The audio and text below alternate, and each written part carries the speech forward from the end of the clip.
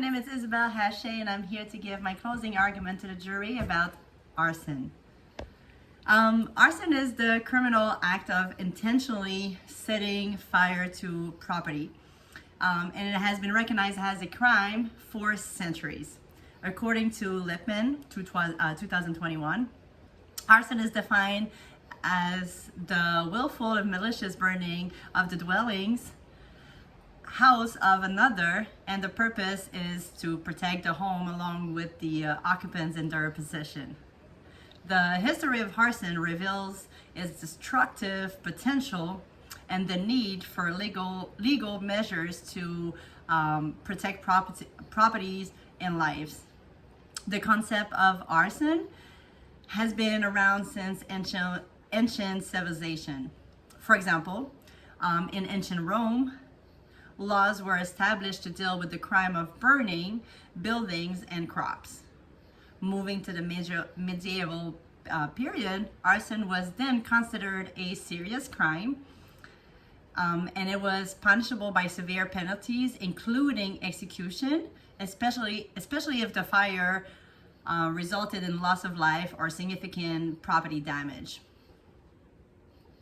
The common law system treated arson as a serious offense due to its potential to cause widespread harm. As society continued to evolve, so did the legal definition of penalty for arson. The modern legal system recognized arson as a crime with the potential to cause extensive damage and harm. Laws have become more and more sophisticated, distinguishing between different types of arson, such as residential, commercial, and forest fire. And they will be more considering of factors such as the intent and the degree of damage caused. Arson is considered a crime due to its potential to cause significant damage and endanger lives. Several factors that contribute to its criminal status includes the danger to life and property, economic impact, malicious intent, and public safety.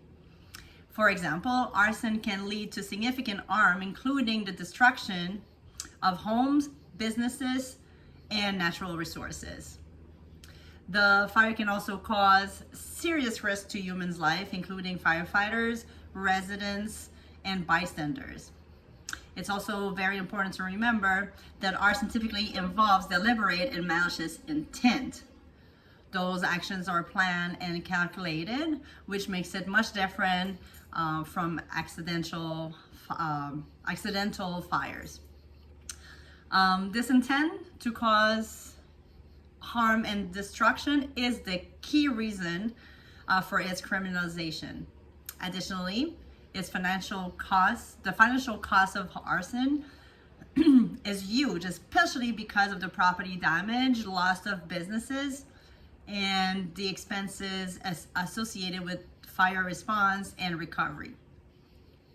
This economic burden is also often experienced by individual businesses and insurance companies. When it comes to appropriate punishment for arson, it can vary depending on the severity of the offense, the jurisdictions, and whether it resulted to injury or death.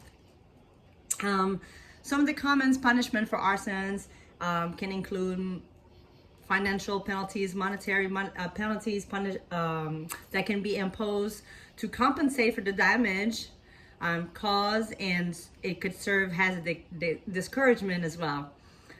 Arson can also lead to significant prison sentences ranging from several years to life imprisonment, particularly if it resulted in injury, death, or extensive property damage.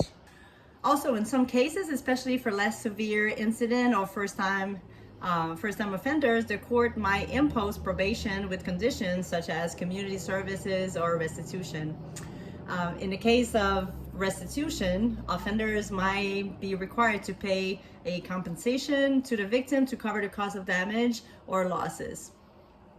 It's also possible that courts may impose community services as part of the sentence, often related to fire prevention or community safety. Finally, in certain cases, offenders may be required to participate in rehabilitation program, especially if their action were motivated by underlying issues such as mental health problem. On that note, it is very important. It's important to remember that the severity of the punishment would reflect the seriousness of the crime, and it would also aim to address the harm caused while serving as a deterrent to others. Thank you.